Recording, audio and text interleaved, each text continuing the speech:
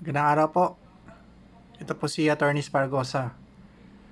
So today, our discussion is about things to remember when answering law school written examinations.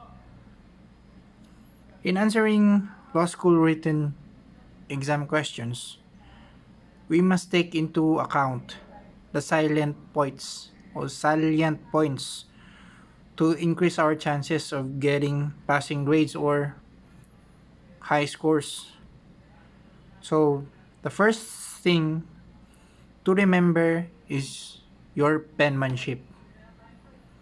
Our law professors are busy individuals and they don't have the luxury of time to scrutinize our answers in the written exams. So, for this reason, our penmanship plays an important role in seeing to it that our professors has read our answers. So, if you have a bad penmanship, chances are your professor will not waste his or her time deciphering what you wrote, and he would rather give you a failing grade despite the fact that your answers are correct. Yes po, you heard it right. Yung law professors natin, hindi po nag-aaksaya ng oras po yun.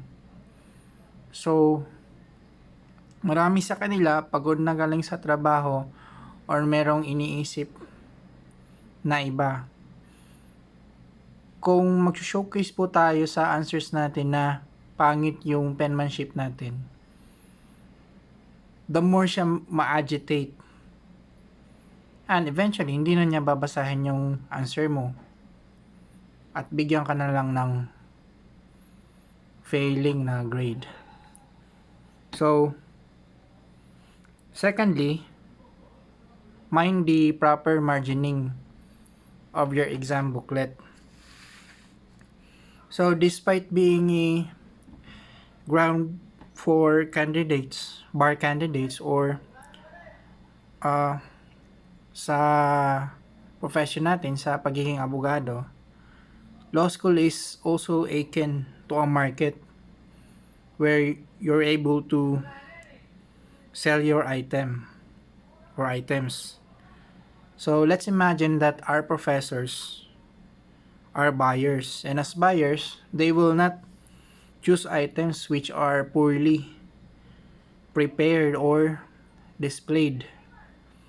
So, ito po, this is similar to your written answers without margins.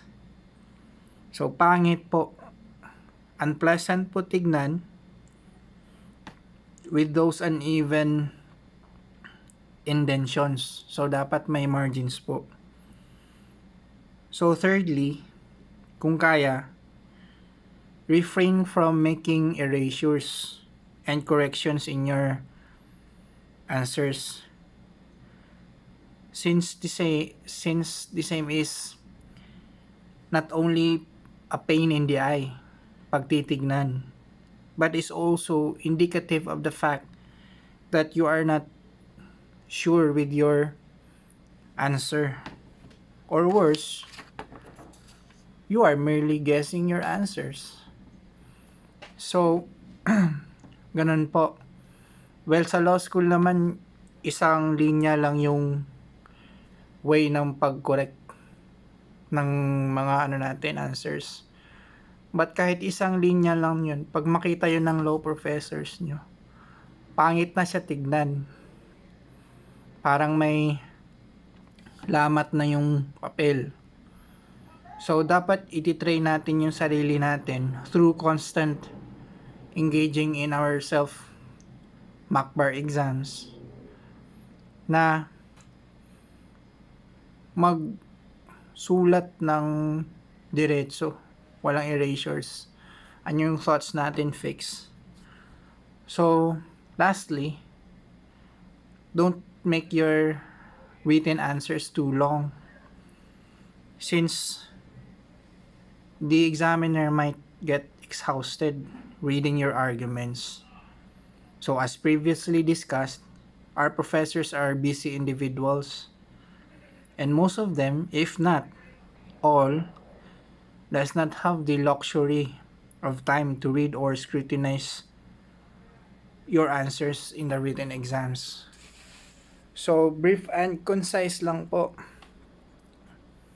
okay na yun. Basta substantial po yung pag-answer nyo and legally understandable siya.